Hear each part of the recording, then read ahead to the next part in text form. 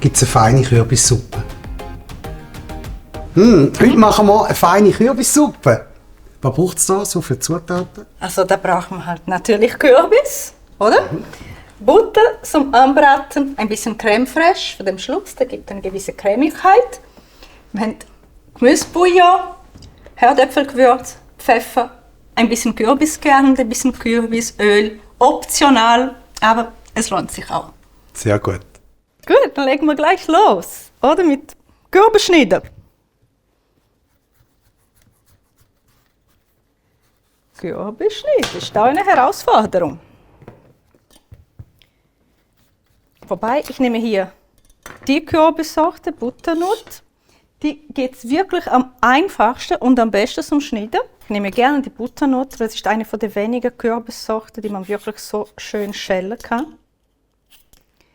Hokkaido könnte man auch nehmen, die muss man sogar gar nicht schälen. Muss man einfach ein bisschen länger kochen. Das Messer da, ist mir zu gefährlich.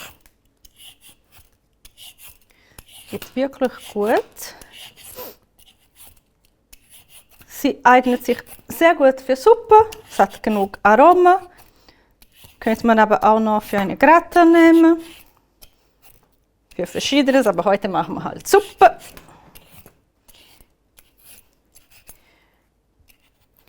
Auch beim Kürbissuppe, man kann gut mehrere Portionen zubereiten. Also oft ist ein ganzer Kürbis für einen kleinen Haushalt wirklich zu viel.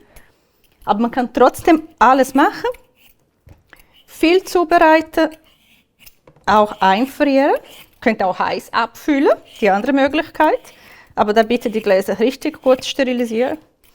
Und sonst in kleine Schüssel einfrieren. Und nachher hat man eine feine Kürbissuppe. Fertig, einfach nur aufwärmen. So, die ganze Schale ist weg. Jetzt mein Schüssel ist da. Nehmen wir da weg.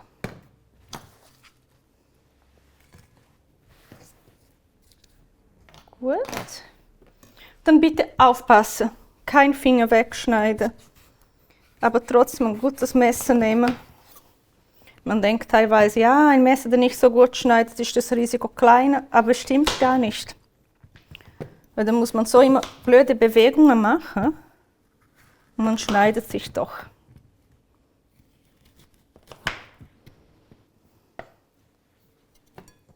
Nehmen wir da wieder mit. Die Kerne hier will ich nicht, also nehme ich weg. Wir nehmen nachher schon Kürbiskerne am Schluss, aber die sind getrocknet, geröstet. Dafür müssen die Kürbis noch viel reifer sein, also fast überreif, dass man so die Kerne ernten kann. Das ist nicht der Fall hier.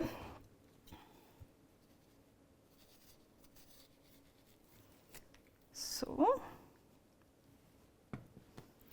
Das Gleiche kann man theoretisch auch mit Hübli machen. Also man kann sich auch hier vorstellen, ich schneide Hübli. Und dann gibt man genau die gleichen Rezepte mit Hübli. Dann haben wir halt eine Hübli-Suppe. Aber heute machen wir Kürbissuppe. Eine Kürbis-Cremesuppe.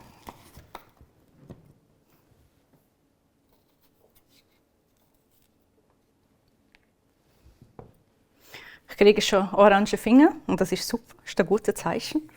Kürbis hat hier viele natürliche Farbstoffe, die natürlich auch andere Stoffe mit sich tragen. Das Stückchen da ist nicht mehr so schön, nehmen wir nur den weg. So.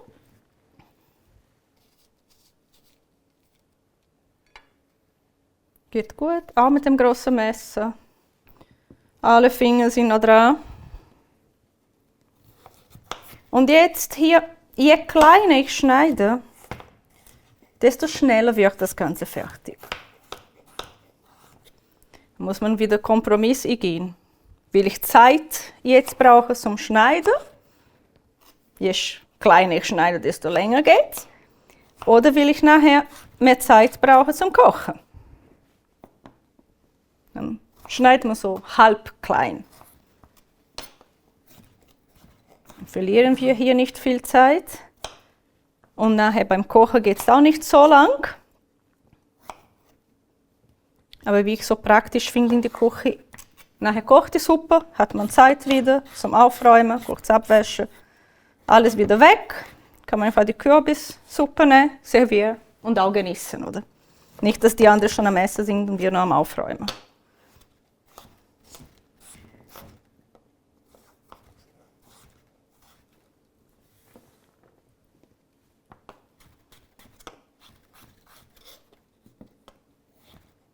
Sieht man, die ist wirklich gut zum Schneiden. Es gibt noch andere Kürbissorten, wie so diese Musca, glaube ich, heisst. Sind so riesig und super aromatisch. Wenn du irgendwo so eine Kürbis kommt, es lohnt sich zu kaufen. Die schmecken wirklich ausgezeichnet, aber sind nicht so easy zum Schneiden. Aber eben, man kann ja nicht alles haben. So.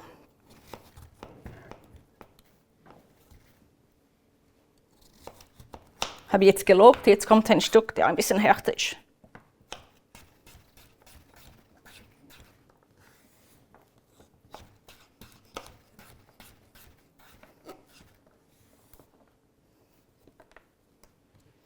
Mit Süßkartoffeln könnt ihr mir auch vorstellen, dass die Rezept auch klappen würden. Habe ich selber noch nicht probiert. Ihr könnt probieren. Ich würde sagen, ich probiere auch. Jetzt kriegt man sogar Schweizer Süßherdöpfel.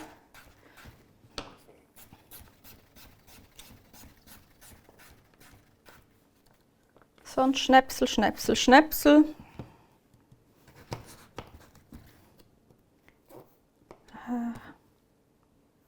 Klebt.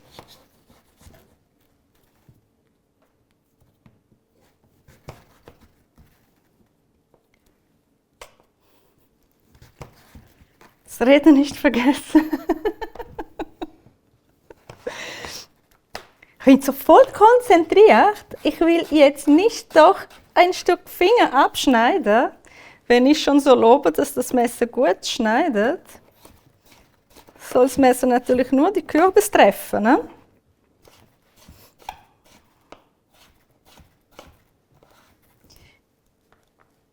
Hätten wir da.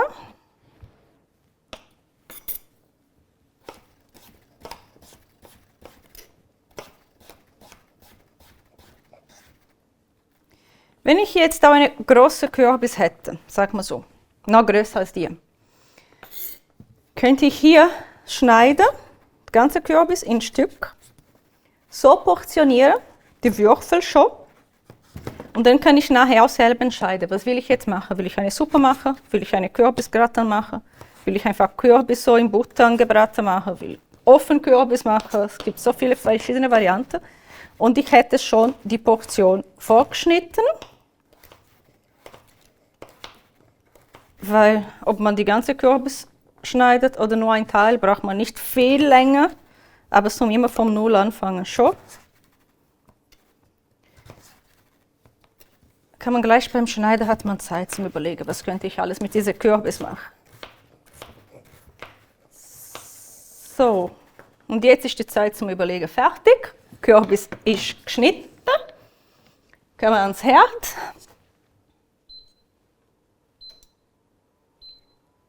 Geben wir zuerst Vollgas.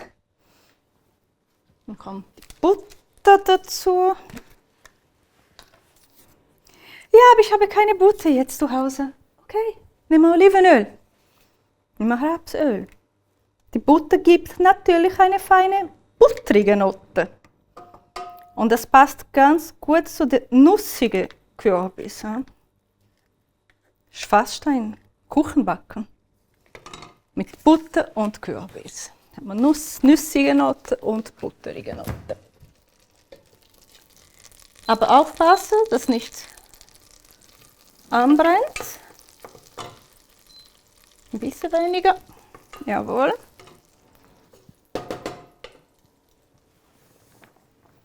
Wenn man die Kürbis sieht, ja die Farbe. Siehst du die Farbe? So wunderschön. Hm?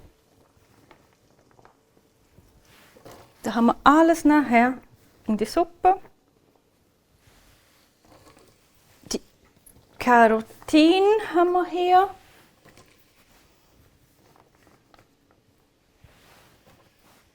Das ist ein wunderbares Vitamin für die schöne Haut. So, unter anderem, aber auch für die Haut. Sehr gut. Jetzt können wir wieder ein bisschen mehr Gas geben. Und lassen wir die Kürbis hier kurz so anschwitzen, oder? Damit holen wir auch ein bisschen mehr Aroma. Also wir machen diese ganzen Aromen, die in den Kürbis sind, komplexer quasi. So, es kommt noch mehr dazu. Lassen mit dem Deckel, wirklich ohne Deckel, also Deckel offen lassen. Das richtig anfangen anbraten, aber dann nicht zu viel. In der Zwischenzeit kann man den Bouillon vorbereiten. Haben wir da feine Bouillon, cremig. Ich mache etwa 1 Liter. Das wirst du hier schön auflösen. Man braucht wirklich nicht so viel. Den Bouillon kann man schön nachher das Ganze ablöschen. So.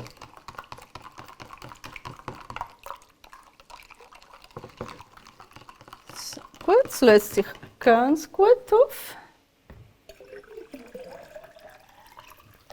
Jawohl. Und jetzt mal die Liter. Da ist noch ein bisschen.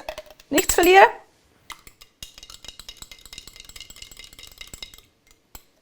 Super.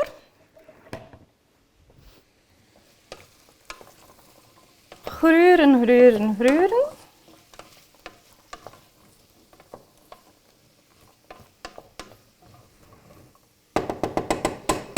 Man könnte fast meinen, die Kürbis freut sich jetzt, so zubereitet zu werden.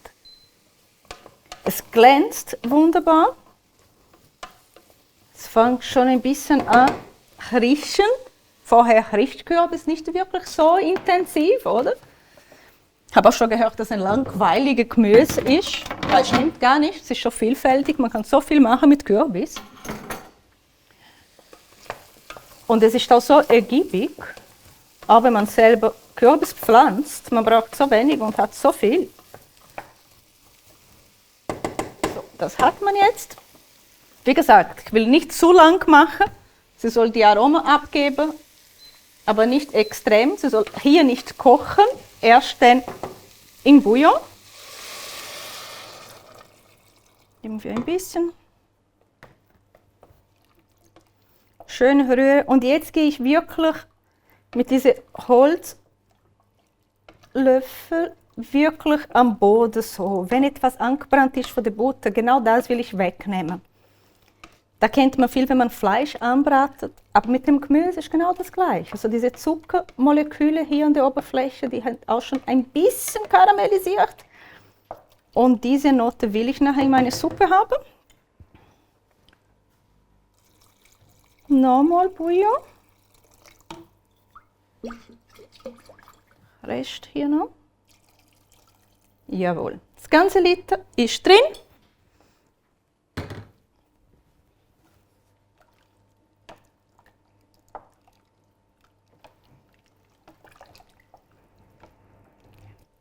Jetzt lassen wir das kochen. Nachher probieren wir wieder, bevor wir die ganzen anderen Gewürze abgeben.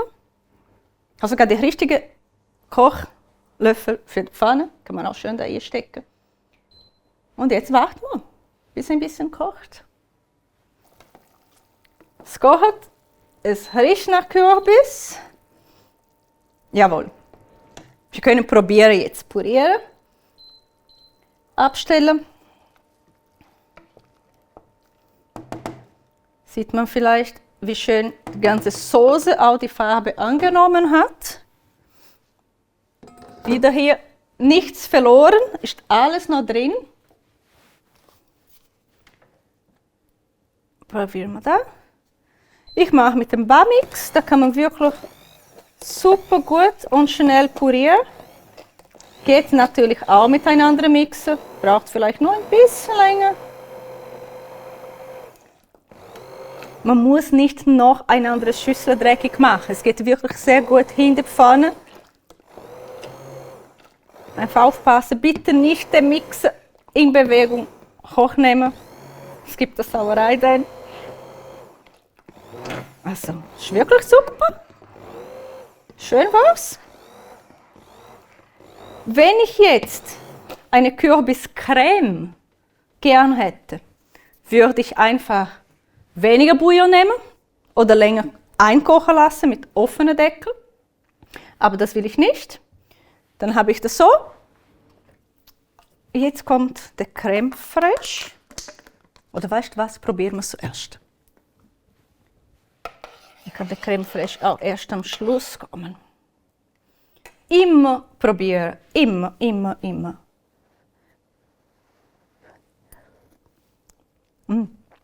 Schmeckt sehr fein nach Kürbis. Aber es fehlt ein bisschen Salz. Nehmen wir unser Salz. Darf wirklich sein. Ein bisschen Stück Hauspfeffer. Nicht zu viel dieses Mal. Wir wollen da noch den Kürbisgeschmack spüren.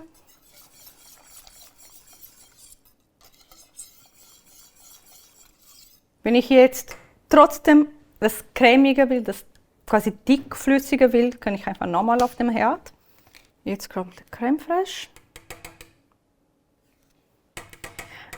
Aber ich habe kein Crème fraîche zu Hause. Aber vielleicht habe ich einen Rest Mascarpone. Vielleicht habe ich Doppelrahm. Ich esse aber keinen Rahm, kein Milchprodukt. Ich kann auch wieder mit Hafermilch machen. Einfach schön rühren, dass man keine Stückchen mehr von der Crème fraîche sieht. Sogar mit Naturjoghurt geht das, aber dann bitte erst im Teller. Super servieren und dann ein Löffel Naturjoghurt dazu. Sonst trennt er sich zu fest und die Suppe sieht einfach nicht schön aus. So, probieren wir jetzt nochmal mit dem Crème fraîche.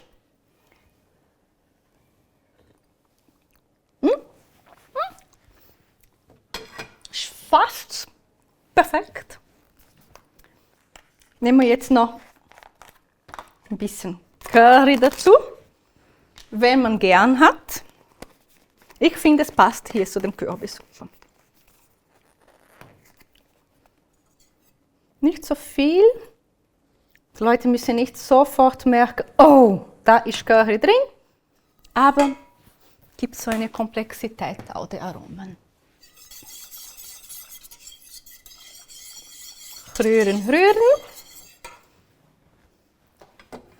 Nochmal probieren.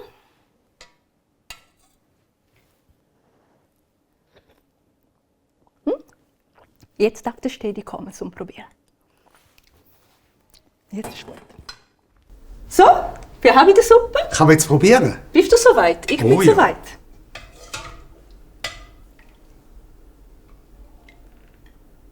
Muss ich gerade einen Löffel nehmen und... Das gebe ich dir gern, aber zuerst machen wir ganz besonders noch dazu. Aha. Ein bisschen Kürbiskernöl. Ah, da gibt noch eine schöne Punkte. Wow! Und es ist auch nussig. Es ist nicht nur Aussehen, es hat einen Geschmack auch. Und ein bisschen natürliche Crunchies. Kürbiskerne noch. Das ist optional, man muss nicht machen. Aber das machen wir für dich. Danke vielmals. Sieht sehr fein aus. Bitte schön. Hoffen wir, dass sie so gut schmeckt, wie sie aussieht. Da musst du jetzt sagen.